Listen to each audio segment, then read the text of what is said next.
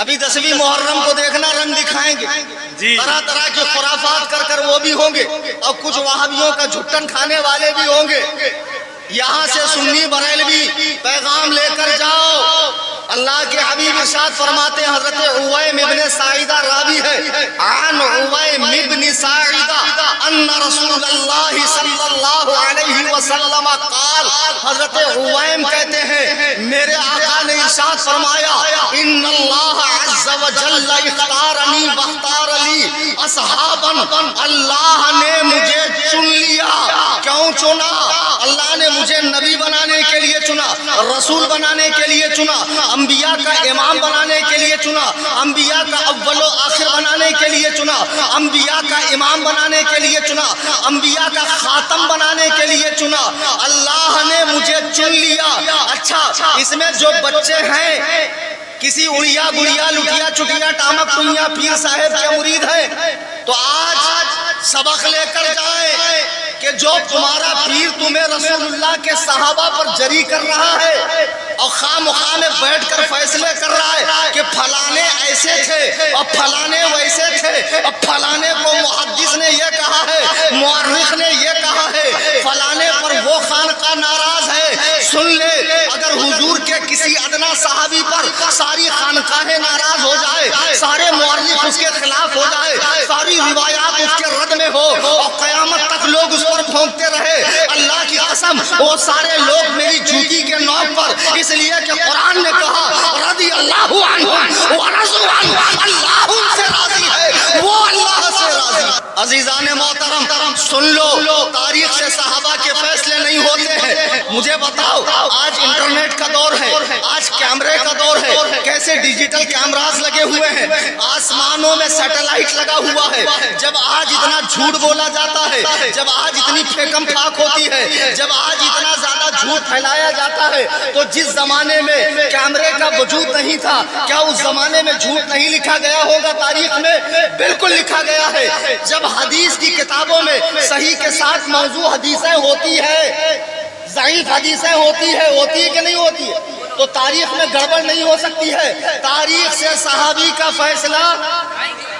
آج دل صاف کر کے جاؤ کہ میں سنی مسلمان ہوں اور حضور کے صحابہ و اہل بیت اللہ نے دو ہاتھ دیے ہیں, تو ایک سے صحابہ کا دامن, ایک سے اہل بیت کا دامن تھاما رہوں گا. کسی کی بارگاہ میں ذرا سی زبان کو جنبش نہیں دوں گا. اللہ کے نبی فرماتے صحابہ کون؟ اللہ نے مجھے چن لیا, واختار لی اصحابا, اور میرے لیے میرے صحابہ کو چن لیا. صحابہ کا انتخاب کس نے کیا؟ اللہ نے کیا. آج جو سنی ہو کر کہتے ہیں فلانے صحابی ایسے تھے ویسے تھے, مجھے بتاؤ کیا رسول اللہ کی نگاہ نبوت نے نہیں دیکھا تھا کہ میرے دنیا سے جانے کے بعد یہ سب دین سے پھر جائیں گے؟ یہ تو شیعوں نے لکھا ہے کہ تمام صحابہ مرتد ہو گئے سوائے 7 صحابہ کے. معاذ اللہ. اور تم شیعوں کی بولی بول رہے ہو, جبکہ حضور فرما رہے ہیں کہ صحابہ کو میرا ساتھی بنانے کے لیے اللہ نے چن لیا. اولئک الذین امتحن اللہ قلوبہم للتقوی. اللہ فرما رہا ہے کہ ہم نے ان کے قلوب کا امتحان لیا, ان کے تقوی کا امتحان لیا.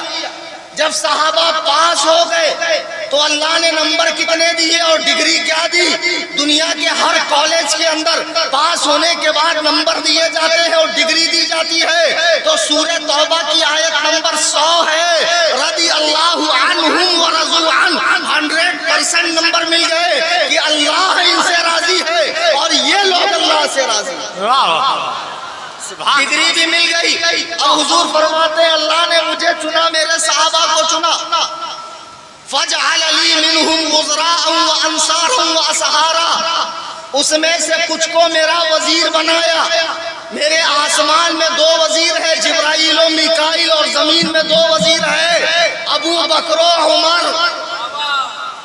محرم کا مہینہ ہے, یہ رافضی حرام خور عبداللہ ابن سبا یہودی کی اولاد جس نے شروع دن سے آج تک اسلام کو نقصان پہنچایا ہے, حضرات شیخین کا تبرہ کریں گے, بھونکیں گے.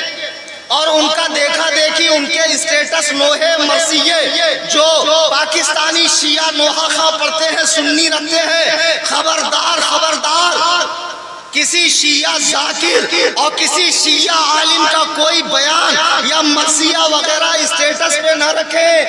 وہ صحابہ پر بھونکیں گے، وہ ابو بکر و عمر کو گالیاں دیں گے، وہ ابو بکر و عمر کو لعنتی کہیں گے۔ ان کی کتابوں میں وہ باتیں لکھی ہے کہ جب امام مہدی کا ظہور ہوگا ابو بکر و عمر کو قبروں سے نکال کر درخت میں لٹکایا جائے گا، ان کا کفن اتارا جائے گا، دنیا کے سارے گناہ ان کے سر پر ڈالے جائیں گے، اور زمین کو حکم ہوگا اپنی آگ نکال کے ابو بکر و عمر کو جلائے۔ وہ حرامی رافضیوں، تمہاری مائیں تم پر روئے۔ ابو بکر و عمر وہ ہیں کہ جن کے جنتی ہونے میں شک ہی نہیں ہے۔ اللہ کی قسم اگر ابو بکر و عمر جنتی نہیں ہے تو پھر جنت بھی نہیں ہے۔ تم کیا سمجھ رہے ہو؟ یہ حضور کے بغل میں لیٹے ہوئے ہیں اور قیامت تک لیٹے ہوئے ہیں۔ آپ کو معلوم ہے ہمیں اور آپ کو ایک الگ مٹی سے بنایا گیا ہے، انبیاء کو جنت کی مٹی سے بنایا گیا ہے اور اس میں کوثر و تسنیم کا پانی ڈالا گیا ہے۔ یہی وجہ ہے کہ کسی نبی کے جسم پہ مکھی نہیں بیٹھتی، مچھر نہیں بیٹھتا، بالوں میں جو نہیں پیدا ہوتی، پسینہ خوشبودار ہوتا ہے، نبی کو بدخوابی نہیں ہوتی، احتلام نہیں ہوتا۔ یہ انبیاء کے خصائص میں سے۔